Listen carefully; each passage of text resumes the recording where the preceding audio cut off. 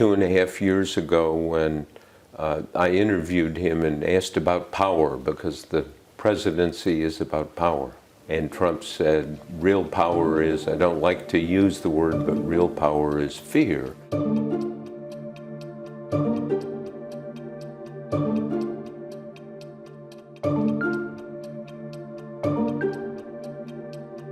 You had a link, obviously with confidential information, that you called Deep Throat.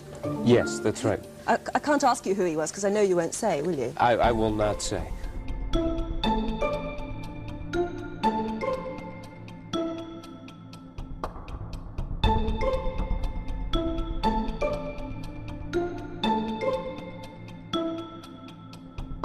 Therefore, I shall resign the presidency effective at noon tomorrow.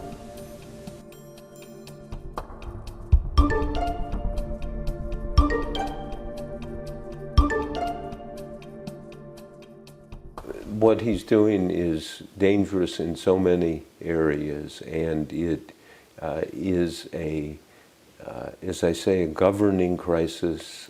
In the book I describe it very much as a nervous breakdown of the system. It can build and then explode. But you also call it an administrative coup d'etat. There's people around who try to contain him. Can he be contained?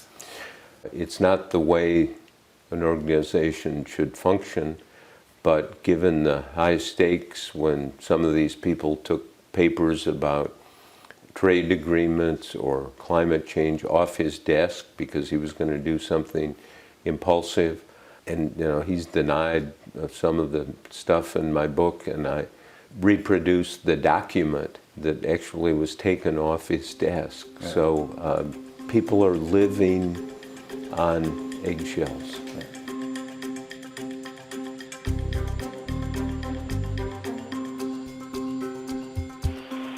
Hello, Bob. President Trump, how are you? How are you? How are you doing? Okay. After you finished the book, he phoned you yourself. Right. And so I knew I couldn't ask questions, because if I did and the answers weren't in the book, he would have a legitimate complaint. Sorry we missed the opportunity to talk for the book. Well, I just spoke with Kellyanne, and she asked me if I got a call. I never got a call. I never got a message. Who did you ask about speaking to me? To try to talk to him as I did for this book. He never got the word from 6 people, and in that phone call he acknowledged that Kellyanne Conway had come here and had lunch, and I said I wanted to talk to the president about this and that and this. And you said you would get back to me. Nothing. Yeah, so I did. I presented it to the people here who make those decisions, but anyway, I'll give you back to the president. But you never called for me. It would have been nice, Bob, if you called for me at my office. Yeah. You recorded that call. That was quite a peculiar conversation, to say the least. What does it say the way he operates? Well, he's either trying to trap me and get me to ask a question, or he was genuinely confused, because he said to me, you've always treated me fairly. And he's changed his mind, by the way, since the book's been out. We're going to have a very inaccurate book, and that's too bad. No, but I don't blame you entirely. Accurate. All right, okay. Well, accurate is that nobody's ever done a better job than I'm doing as president, that I can tell you. And you'll see that over the years. But a lot of people feel that, Bob, so. You describe in your book a very chaotic presidency, and a president who's always looking for a fight with the media in particular.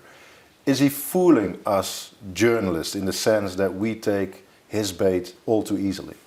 Yes, I think we take his bait. It is an extension, and a rather diabolical and brilliant extension of the old Nixon strategy 45 years ago in Watergate. As it was being exposed, Nixon and his people would attack the media. I'll tell you what, CNN should be ashamed of itself having you working for them. You are a rude, terrible person. You shouldn't be working for CNN.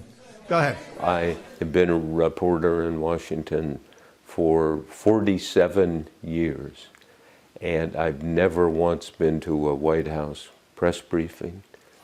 never once been to a White House, to a press conference that a president had.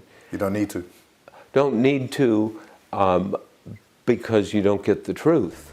Everyone complains about the White House press briefings being untrue and being antagonistic. What do you gain? Go see someone at night at home and see if you can get them to tell the truth.